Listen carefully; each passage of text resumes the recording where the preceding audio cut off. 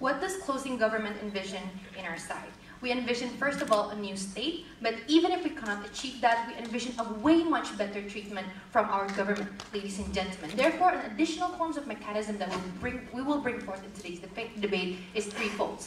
First, we will explicitly unite all power, all three powers. We're going to unite the arms, the people, the fund. Like many rebel groups in the Middle Eastern who can pledge their allegiance to ISIS and therefore have equal resources distributed in order to conduct a certain revolution. Secondly, we also agree with open government. The aftermath of it will be discussed. Third of all, we will attack strategically the government institutions, the media, ladies and gentlemen. It's going to be similar to a form of coup, and therefore we will then be able to gain the leverage. We will then be able to declare that we want secession and will not be taken lightly by the government, ladies and gentlemen. We will declare independence like what we did in 1945, like what NUDC did back then. But lastly, and more importantly, we're also going to coordinate and plan the attack simultaneously in all three areas, ladies and gentlemen. I'll further elucidate why this is important in my forms of contribution. But before proceeding to that, right, we think that OO needs to indicate whether the current momentum is in our favor to exactly make sure our demand is being granted by the government, right? We contend that no. Currently, Wiranto is being re-elected, ladies and gentlemen. The fact that OPM in Jogja is causing havoc means it's most likely for the government to continuously shove the problem under the rug. So we think that going soft will not do in order to make sure our demands are actually being heard of. Because exactly all of these, the current momentum is exactly in favor of making sure that the government is able to bring us further down. That's why we argue, if it's best for us to just then exert as much power as possible. I will further argue why it's strategic and therefore gain the best result for us. Look, referendum in the past was rigged, ladies and gentlemen, and therefore it's likely to happen right now anyway. It's therefore important for us to regain our democracy, which was then robbed during the age of Suharto, in which many military was put out in West Papua, and they were shoving guns on our people's head, telling us to, vote for staying inside Papua, ladies and gentlemen. It indicates to you that democracy was indeed robbed, and we do have the right to make sure that we're gaining it back right now. Because consider the fact that we were not represented in the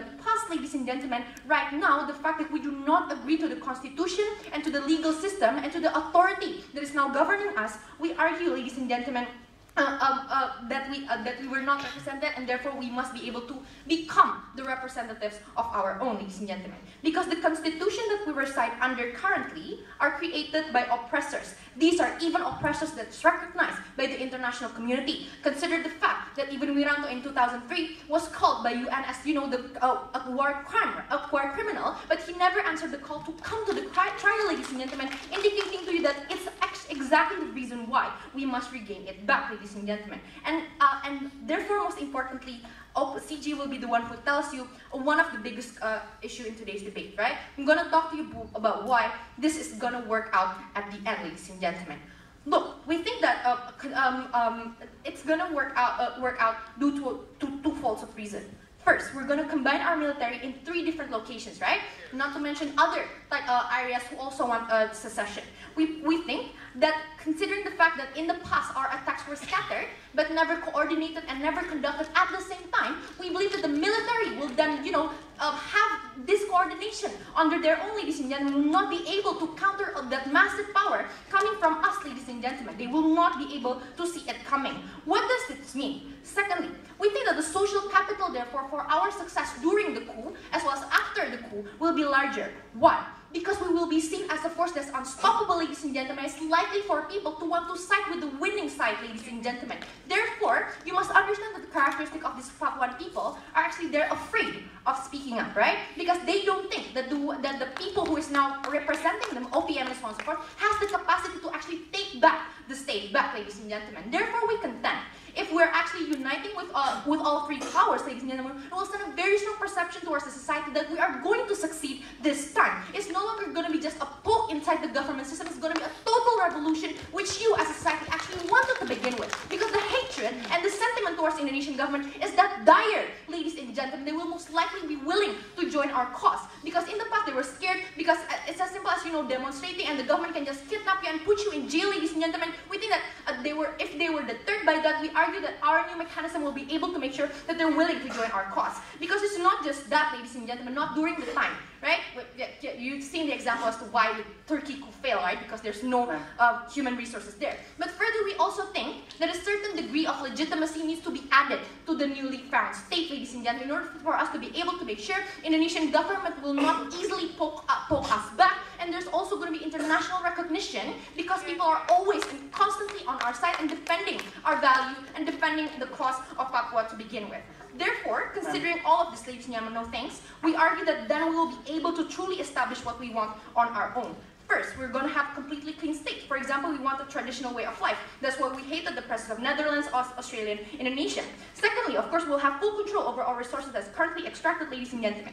More prosperity for our own. But lastly and more importantly, we argued we're going to be able to protect the Papuan inside of our jurisdiction, ladies and gentlemen, because as what you've seen right now, even Papua's in Jogja is subject to sentiments, ladies and gentlemen. We contend that after all of this happens, there will most likely be more sentiments for the most conservative parts of Indonesia who hated Papuans to begin with. Therefore, we must be able to protect at least protect them even outside of a jurisdiction, for example, by actually having our military, or having our troops, or having our embassy outside of our state, of our nation. That is why, ladies and gentlemen, it will lead to success, and it's only the parameters set by closing government will lead to that. But secondly, in the scenario in which we fail, at least our voice will significantly be heard, and that's what we wanted to begin with, ladies and gentlemen. Why? Because currently the media is rigged, media unwilling to show it. However, this will be an important issue to be discussed. Secondly, the government is unwilling to pursue it, ladies and gentlemen. Look, we are actually regressing in terms of human rights, right? We're under reinstalled, drug traffickers were shot, and easily constitutions are tweaked into making sure that freedom of expression is not exerted to its fullest extent.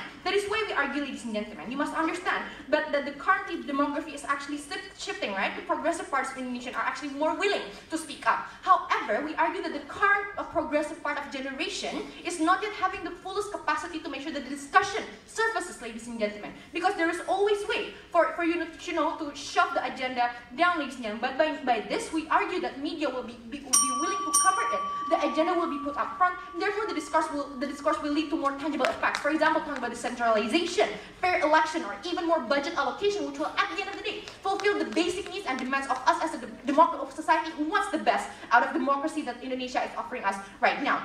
Then we will be able to at least be okay with the condition of staying inside Indonesia if all of these discourses surfaces and able to push the government to want to discuss all of this and bring benefit for us as Papuan. Thanks.